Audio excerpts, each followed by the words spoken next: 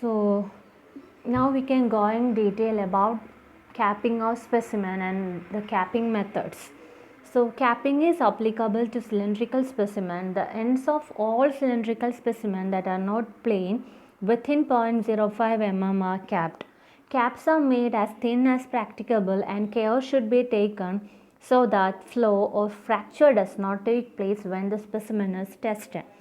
So capping can be done on completion of casting or a few hours prior to testing of the specimen. Now you have to learn about the capping methods. So first one, by using neat cement. So the test cylinders are capped with a thin layer of stiff neat Portland cement paste after the concrete has set in the mold. So capping is done after 4 hours of casting so that the concrete in the cylinder undergoes plastic shrinkage and subsides fully. The cap is formed by means of a glass plate of thickness not less than 6.5 mm or machined metal plate of thickness not less than 13 mm. Minimum surface dimension at least 25 mm larger than the mold diameter.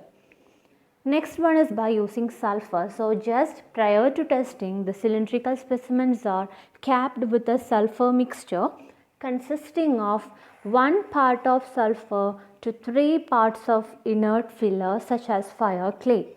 Melted sulfur is poured into the capping mold and immediately after pouring, one end of the cylindrical test specimen is kept and pressed down. The specimen is pressed down until the sulfur gets hardened. Then next method is by using hard plaster.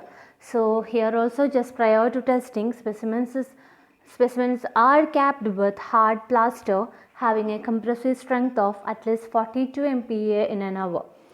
The caps are formed by means of a glass plate not less than 13 mm in thickness having a minimum surface dimension at least 25 mm larger than the diameter of the mold. Now by using cement mortar.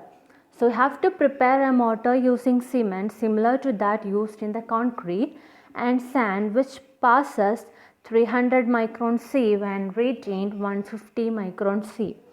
The mortar should have a water cement ratio not higher than that of the concrete of which the specimen is made. Now, if any free water has collected on the surface of the specimen, then you have to remove it with a sponge or blotting paper or by using any other absorbent material. And prepare the cap by applying mortar firmly on the specimen and compact it with a trowel to a slightly convex surface above the edges of the mold. Then using a glass plate, press down the gap so formed with a rotary motion until it makes complete contact with the rim of the mold. Left the glass plate in position until the specimen is removed from the mold. This type of capping is done after 4 hours of molding the concrete.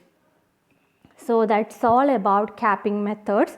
Next you have to learn about the effect of H/D ratio on the strength of concrete. We can continue that in the next class.